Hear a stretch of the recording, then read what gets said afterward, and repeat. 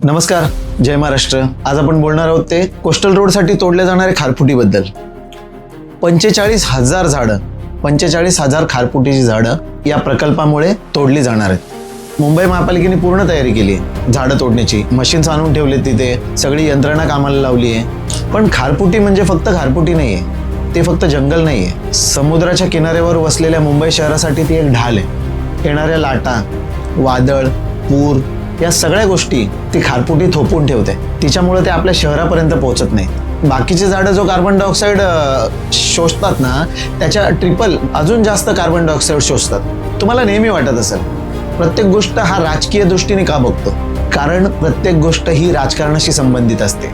आपल्याकडे येणारी वीज, आपल्याकडे येणारं पाणी, आपल्याला मिळणाऱ्या सुविधा, आपल्याला मिळणारे रस्ते, शेतीमाल, अवजारं या प्रत्येक गोष्टी या राजकारणाशी निगडीत असतात.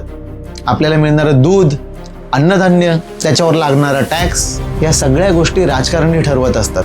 आपल्याला मिळणाऱ्या सुविधा, मूलभूत सुविधा, आपल्याकडे येणारे इन्फ्रास्ट्रक्चर हे सगळे राजकारणी ठरवत असतात. म्हणून माझा राग त्यांच्यावर आहे. चांगल्या गोष्टी केल्या नक्की अभिनंदन करू. त्या 45,000 झाडांबद्दल जाब कोणाला विचारायचं? किती लोक त्याच्या विरोधात आहेत? सरकारला जनभावना लक्षात घ्यायची नाहीये, सरकारला लोकांचं म्हणणं लक्षात घ्यायचं नाहीये. यांना प्रकल्प रेटायचे असतात. आम्हाला वाटले ना रेटूयात. शक्तीपीठ महामार्गासाठी इतकं मोठं आंदोलन होतंय, पण तुम्हाला माहितीये हे आंदोलन टीव्हीवरही दाखवलं जात नाही. ही अशी आंदोलनं सरकारी दडपशाही वापरून दाबली जातात.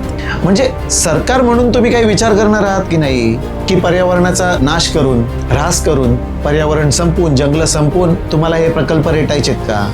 आज तुम्ही लोकांना सुविधा देताय, सुविधा द्या, नक्की द्या, ते तुमचं काम आहे. पण त्या सुविधा देताना निसर्गाचा विनाश होणार नाही याची काळजी कोण घेणार? आरेचं जंगलही असंच रातोरात कापलं गेलं. सरकारी दडपशाही वापरली गेली. ते कारशेड कांजूरला हलवण्यात आलं, पण कांजूरची जागा केंद्राच्या ह्याच्यात येते, सॉल्ट पॅन्टमध्ये येते, मिठागरांच्या जागेत येते. त्याच्यामुळे सरकारने ते परत आरेला आणलं. विरोधाभास बघा, दुटप्पीपणा बघा सरकारचा.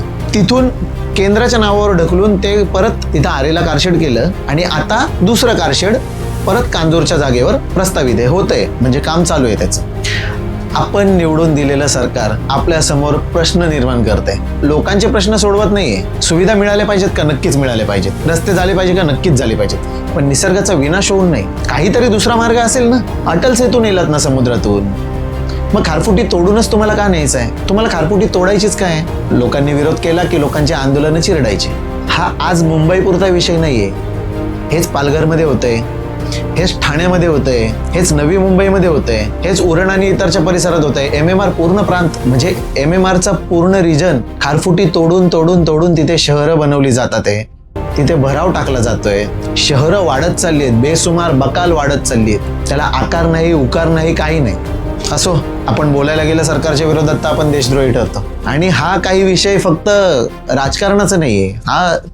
हा राजकारणी असतात ना, ते राजकारणाच्या अंगाने बघतात हे सगळे विषय. ही ट्रोलधाड जी येते ना, ही सगळ्या गोष्टी राजकारणाचे. म्हणजे आपण काही एखादा विषय मांडला की त्याच्यावर बोलणार काँग्रेसच्या काळात हे होत नव्हतं का? अरे ते मूर्ख होते म्हणून लोकांनी तुम्हाला निवडून दिलं. तुम्ही तरी लोकांच्या भल्याचा विचार करा, लोकांचा ऐका. लोकांना तुमच्या विरुद्ध आंदोलन करायला लागतंय. त्यांनीच निवडून दिलेल्या लोकांच्या विरोधामध्ये लोकांनाच आंदोलन करायला लागतंय. हीच खरी लोकशाही आहे का? धन्यवाद. जय महाराष्ट्र.